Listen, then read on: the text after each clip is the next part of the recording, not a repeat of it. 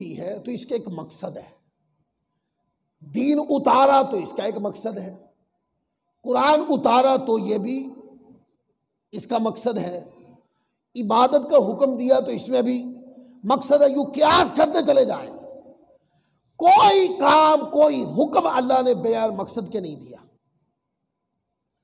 لہذا بندے کو چاہیے جب وہ اللہ کی فرما برداری کرنے لگے تو پہلے سوچ لے کہ میں جو فرما برداری ہے یہ میں دکھاوے کے لیے تو نہیں کر رہا ہوں یا میں اللہ کی رضا کے لیے کر رہا ہوں۔ کتنا پیارا جملہ تھا، بزرگ لوگ بولا کرتے تھے، ان کی باتوں کو آج کی نسلیں کہتی ہیں یہ تو سیدھی سیدھی باتیں، میں کہتا ہوں یہ سیدھی باتیں کروڑ باتوں سے اعلیٰ ہیں۔ وہ کہا کرتے تھے بزرگ لوگ کہ نیکی کرو تو پنجابی میں کہتے کھو چھپا دیو، نیکی کرو تو چھپا دیو۔ یہ محاورہ دو لفظوں کا ہے، اس کے پیچھے جان قوت طاقت بڑی اونچی، یعنی کہ نیکی کرے دنیا کو مت دکھانا۔ اگر تم نے نیکی دنیا کو دکھانے کے لیے کی تو وہ صورتاً تو اچھا کام ہے پر اجر اس میں کوئی نہیں ہے۔ نماز پڑھنے کے لیے کوئی گھر سے آیا، وضو کیا، سردیوں کا موسم، فل گرمیوں کا موسم ہے، گھر سے چلا، تکلیف سے وہ آیا ہے، دھوپ میں سڑتا ہوا مسجد پہنچا اور آ کے اس نے باجماعت نماز پڑھی، اور نیت اس کی کیا ہے؟ تاکہ جتنے نمازی ہیں ان کو پتہ چلے کہ میں بہت نیک آدمی ہوں۔ اب وہ آیا بھی، اس نے کوشش بھی کی اور وقت بھی دیا، اس نے عبادت بھی کی، پر وہ اجر سے محروم رہا۔ اور وہ کہ جو آیا گھر سے چلا تو نیت کی میں نماز پڑھنے جا رہا ہوں، اور آخری دم تک اس کو اللہ کی رضا مطلوب رہی۔ آخری بار جب دعا مانگ رہا تھا تو گڑ گڑا کے رو رہا تھا اور کہہ رہا تھا مولا یہ حقیر سی عبادت ہے، اپنی بارگاہ میں قبول فرما، میں بڑا حقیر آدمی ہوں، بڑا چھوٹا آدمی ہوں، مولا تیری رحمت بہت بڑی ہے، اے مالک کریم یہ حقیر سی عبادت کو قبول فرما۔ دنیا سے کوئی غرض نہیں اس کو، دنیا کے مال و متاع اور دنیا کو دکھانے میں کوئی اس کی غرض ہی نہیں ہے، اس کو کوئی، وہ اپنے مالک کو راضی کرنے میں ہے۔ اور آپ کو پتہ ہے جس بندے کو مولا راضی کرنے کی عادت پڑ جائے نا وہ دنیا کو کبھی بھی راضی نہیں کرتا۔ علماء نے لکھا ہے بعض کتابوں میں یہ مفہوم ملتے ہیں، کہتے ہیں کہ جب تم دیکھو کہ کوئی دنیا راضی کرتا پھرتا ہے، جو دنیا راضی کرتا پھرتا ہے وہ اللہ کو راضی نہیں کر سکتا، اور جو اللہ کو راضی کر رہا ہے اس کو دنیا کو راضی کرنے میں کوئی دلچسپی نہیں ہے۔ آپ دیکھیں نا دونوں، اللہ کی رضا بندے کو کہتی عبادت کی طرف آ، اور دنیا کہتی نہیں تم میری طرف آ۔ اللہ تبارک و تعالیٰ کی رضا بندے کو جھکاتی ہے سجدے میں آ، دنیا بلاتی نہیں تو گناہ کی طرف آ۔ اس لیے میں نے اس بنیاد بنا کر میں نے جملہ بولا، جو دنیا راضی کرتا ہے وہ خدا راضی نہیں کر سکتا۔ علماء کہتے ہیں جس دل کے اندر دنیا ہے وہ دل یاد الہی میں معمور نہیں ہوں گے، کیونکہ دنیا اور دنیا کی یاد یہ پلید ہے، اور اللہ کا ذکر یہ پاک طیب و طاہر ہے۔ لہذا اگر چاہتے ہو کہ من میں اللہ کی یاد سما جائے تو پھر دنیا نکالنی ہوگی، دنیا باہر نکالنی ہوگی۔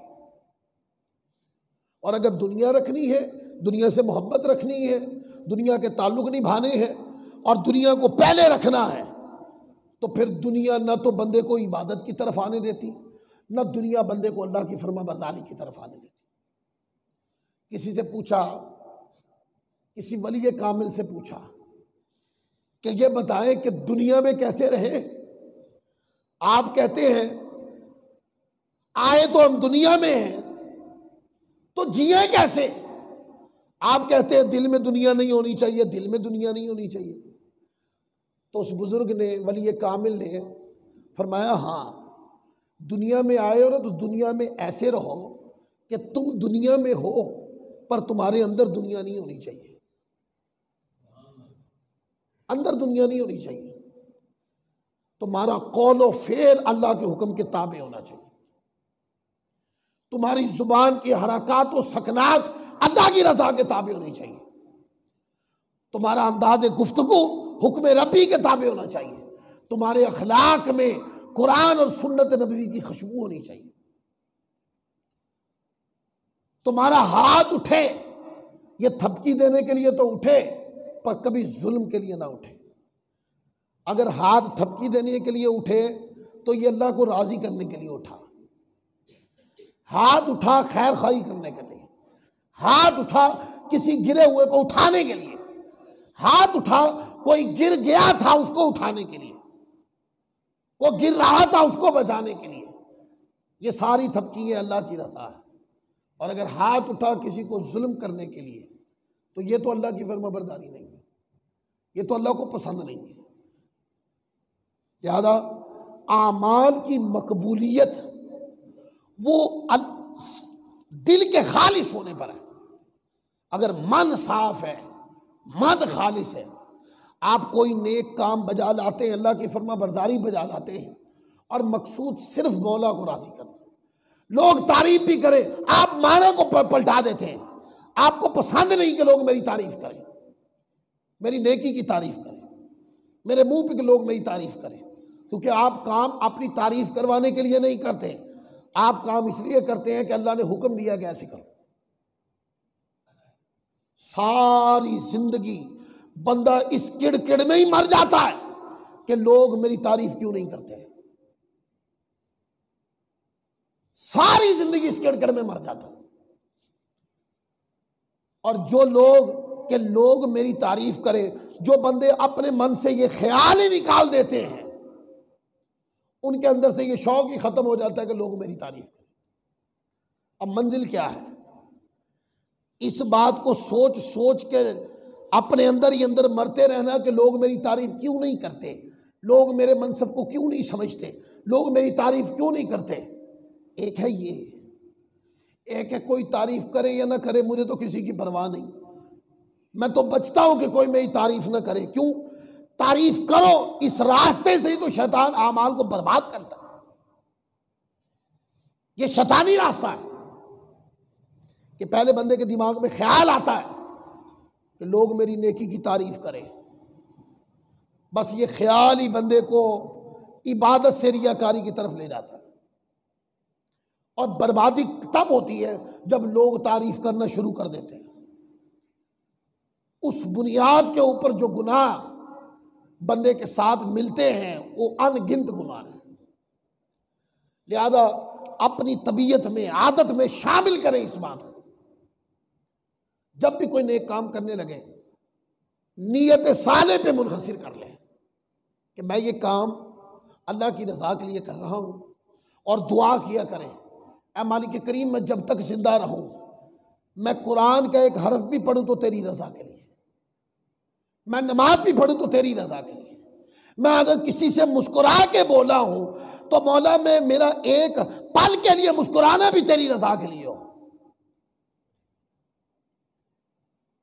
کئی دوست ایسے دیکھے، زندگی میں دیکھا داڑھی رکھی ہے سنت کے مطابق، میں نے جب پوچھا کہ داڑھی سنت کے مطابق جو آپ نے رکھی ہے کیوں رکھی ہے، وہ اس کا جواب وہ نہیں دے سکے جو مجھے مطلوب تھا، یعنی اس کا جواب تو یہ تھا کوئی مجھے پوچھے کہ آپ نے داڑھی کیوں رکھی ہے تو میں تو کہوں گا کہ میں تو سنت نبوی کی نیت سے داڑھی رکھی ہے، حضور علیہ الصلوۃ والسلام کی سنت داڑھی رکھی تو میں نے اسی نیت سے رکھی ہے تاکہ میرے عمل کو آقا کی سنت کی مماثلت مل جائے اور وہ برکتیں وہ فضیلتیں میری طرف بھی آنا شروع ہو جائیں، اس وجہ سے میں نے رکھی۔ اسی طرح کئی نیک کام ہیں، قیاس کرتے جائیں، درجنوں سینکڑوں ہزاروں نیک کام ہیں، بندہ کرتا ہے، جب پوچھا جاتا ہے کہ یہ کیوں کیا، کس لیے کرتے ہیں، تو ان دونوں سوالوں کا جواب نہیں ہے ان کے پاس۔ ایون کہ اس رمضان میں بچے قرآن مجید پڑھتے تھے تو ایک دن ایسے ہی تراویح کے بعد میں نے بچوں سے پوچھا میرے ساتھ ہی جا رہے تھے، تو رستے میں میں نے پوچھا، میں نے کہا بیٹے آپ قرآن پاک کی تلاوت کرتے ہیں؟ تو کیوں کرتے ہیں؟ تو اس بچے نے مجھے جواب دیا، کہنے لگا قاری صاحب اس لیے کہ میری منزل پکی رہے۔ یہ جواب کافی نہیں ہے، یہ جواب کافی نہیں ہے۔ اس کا جواب درست کیا ہونا چاہیے تھا؟ اس کا جواب درست یہ ہونا چاہیے تھا، اس لیے قرآن پڑھتا ہوں کہ مولا راضی ہو جائے۔ اس میں اور اس میں ہے۔ تو میں نے ان کو یہی کہا، میں نے کہا بیٹے یوں نہیں جواب دیا کرتے، یوں جواب دیتے ہیں کہ میں قرآن پڑھتا ہوں تو اللہ کی رضا کے لیے۔ جب بندہ اللہ کی رضا کے لیے قرآن پڑھنے لگ جاتا ہے، منزل مولا ہی پکی کرتا ہے۔ اللہ ہی تو بندے کو ذہن دیتا ہے، اللہ ہی یاد کرواتا ہے۔ جب بندہ اللہ کی رضا کی نیت کر دیتا ہے تو پھر اللہ تبارک و تعالیٰ عز و جل کی خوشنودی کے دروازے کھل جاتے ہیں۔ کسی نے مسواک بھی کی نا، ایک مثال، مسواک ہاتھ میں، تو سوال تو پوچھا جائے گا نا کہ آج کے ڈیجیٹل دور کے اندر، ترقی یافتہ دور کے اندر آپ مسواک کر رہے ہیں بھائی کیوں؟ تو اگر وہ جواب دے کہ بس ایسے ہی دانت صاف کرنے کے لیے، یہ جواب تو درست ہے پر کافی نہیں ہے۔ اس کا درست جواب کیا تھا؟ میں حضور کی سنت کی نیت سے یہ مسواک کر رہا ہوں۔ تو جیسے وہ سنت کی نیت کرے گا، اب مسواک کرنا بھی ثواب ہو جائے گا۔ ایک مثال دیتا ہوں، کھانا کھانا کوئی ثواب کا کام نہیں، مطلقاً گناہ کا کام بھی نہیں۔ بھائی اللہ تعالیٰ نے جو چیز پیدا کی ہے وہ بندے کے لیے پیدا کی ہے، تو مطلقاً کھانا کھانا مطلقاً نہ تو ثواب ہے نہ ہی گناہ ہے۔ تو اگر کوئی بندہ کہے میں کھانا اس لیے کھاتا ہوں تاکہ میں عبادت میں اور پختہ ہو جاؤں، تو یہ حسن نیت اس کھانے کو بھی ثواب بنا دے گی۔ میں کھانا کھا رہا ہوں اس نیت کے ساتھ میں اللہ کے نام سے شروع کروں گا، تو جس نے بسم اللہ الرحمن الرحیم پڑھ کے کھانا شروع کر دیا، ثواب مل گیا کہ نہیں؟ وہ کھانا کھانے میں سنت نبوی کی نیت کر ہی لی اس نے، تو بتائیں اب اس کا وہ کھانا جو ایک مباح عمل تھا اب وہ ثواب بن گیا۔ اسی طرح کپڑے پہنتے ہیں، کپڑے پہننا مطلقاً خوبصورت کپڑے پہنے جاتے ہیں، اور پہننے بھی چاہیے۔ کپڑے ایسے پہننے چاہیے کہ بندے کی شخصیت نظر آنی چاہیے اس کے اندر۔ بندے کو شخصیت دکھانے کے لیے کپڑے نہیں پہننے چاہیے، کپڑے پہنے ہوئے سے جب دوسرا بندہ دیکھے تو اس کو ایک شخصیت نمودار ہوتی نظر آنی چاہیے۔ جب اللہ تعالیٰ نے مال دیا ہے، رزق دیا ہے، تو وہ نظر بھی آنا چاہیے۔ بندے کو یہ عمل دکھانے کے لیے نہیں کرنا چاہیے، جب وہ کرے تو دوسروں کو نظر آنا چاہیے۔ تو بندے نے کسی رنگ کے بھی کپڑے پہنے تو یہ تو کوئی ثواب نہیں ہے، کوئی گناہ تو نہیں، نہ ثواب ہے نہ گناہ ہے۔ اگر کسی بندے نے سفید کپڑے پہنے، اس سے کوئی بندہ پوچھے بھی آپ نے کیوں پہنے، وہ کہیں گے اس لیے پہنے ہیں کہ حضور علیہ الصلوۃ والسلام پسند کرتے تھے۔ اب ایک لفظ نے ایک مباح چیز کو سنت نبوی کی پیروی میں ثواب بنا دیا کہ نہیں؟ بولیے۔ اس طرح درجنوں ہزاروں سینکڑوں باتیں، مطلب ایک بندہ ٹوپی پہنتا ہے، کوئی بندہ ٹوپی نہ بھی پہنے، ٹوپی نہ پہننے والے کو گناہگار ہوتے، ایسا تو نہیں جس کا سر ننگا وہ گناہگار ہے، ایسا بالکل نہیں۔ سوال یہ کہ ایک بندے نے ٹوپی پہنی، ٹوپی پہننا بھی سنت ہے، اس پر بھی روایات۔ فتاوی رضویہ میں اعلیٰ حضرت امام علیہ سنت نے اس میں پورا رسالہ لکھا۔ ٹوپی پہننا بھی سنت ہے، اور امامہ پہننا یہ ڈبل سنت ہے کہ امامے کے نیچے ٹوپی بھی ہوتی ہے، امامہ بھی ہوتا ہے۔ ٹھیک، اب کوئی بندہ ٹوپی پہنے، اگر تو اس نے سر ڈھانپنے کی نیت سے پہنی ہے تو اس کا تو کوئی ثواب نہیں ہے۔ اور اگر کسی نے پوچھا کہ یار آپ نے ٹوپی پہنی ہے کیوں، وہ کہے کہ سنت نبوی کی پیروی میں نے پہنی۔ اب ٹوپی پہننا بھی کیا بنا؟ ثواب بن گیا نا۔ ننگا سر تھا، نیت سنت کے ساتھ اس نے سر پہ ٹوپی سجا لی، تو یہ کیا ہو گیا؟ یہ ثواب ہو گیا، کیونکہ نیت بدل گئی۔ اسی طرح ایک بندے کے سر پہ ٹوپی تھی، اس نے امامہ باندھ لیا، کسی نے پوچھا یہ امامہ کیوں باندھا ہے، انہوں نے کہا یہ سرکار کی سنت ہے اس لیے باندھا ہے، تو اب امامہ باندھنا بھی ثواب بن گیا، باعث ثواب ہو گیا۔ تو جب بھی کوئی نیک عمل کرے اپنے آپ سے 4-5 سوال پوچھ لیں کہ میں کیوں اور کس کے لیے کر رہا ہوں۔ یہ 2 جواب کہ میں کیوں اور کس کے لیے کر رہا ہوں۔ اگر کیوں کے جواب میں دین کی فرما برداری آ جائے اور کس کے لیے کر رہا ہوں اس میں اللہ کی رضا آ جائے تو آپ کا عمل درست ہے، اور کس کے لیے کر رہا ہوں اگر اس جملے کے جواب میں آ جائے کہ کوئی مجھے یوں سمجھے، کوئی بڑا سمجھے، کوئی میری تعریف کرے، یعنی رخ اس جواب کا دنیا کی طرف ہو جائے تو بچ جائے اس سے، کیوں کہ یہ عمل جیسے ہی اپنے معرض وجود میں آئے گا ریاکاری بن جائے گا۔ اور آخر میں میسج یہ دینا چاہتا ہوں، یہ ساری گفتگو میں نے صرف اس وجہ سے کی ہے کہ آگے قربانی آ رہی ہے، رمضان گزر گیا، روزے رکھے ہم نے اللہ کی رضا کے لیے، اللہ کو راضی کرنے کے لیے، اب قربانی بھی کرنی ہے اللہ کو راضی کرنے کے لیے، اللہ کی فرما برداری کے لیے قربانی، دنیا کو دکھانے کے لیے نہیں۔ اعلیٰ سے اعلیٰ جتنی طاقت اللہ نے مالی عطا کی ہے، جتنی قوت مالی عطا کی ہے، وہ ساری قوت جھونکنی ہے، اعلیٰ سے اعلیٰ قربانی کرنی ہے، پر کس کے لیے کرنی ہے؟ اللہ کی رضا۔ جب اللہ کی رضا کے لیے کریں گے نا تو جانور کے اوپر چھری چلے گی نا تو آپ کو رقت ملے گی، قلبی سکون ملے گا۔ اور جب دنیا کو دکھانے کے لیے کریں گے تو دنیا کو دکھانے کے لیے چونکہ مال اور وہ کام وہ ریاکاری کی نظر ہو جاتا ہے تو اس مال میں برکت بھی نہیں ہوتی۔ اس چیز کو ملحوظ خاطر رکھیں۔ اللہ تعالیٰ کی بارگاہ میں دعا ہے اللہ تعالیٰ ہمیں عمل کی توفیق عطا فرمائے۔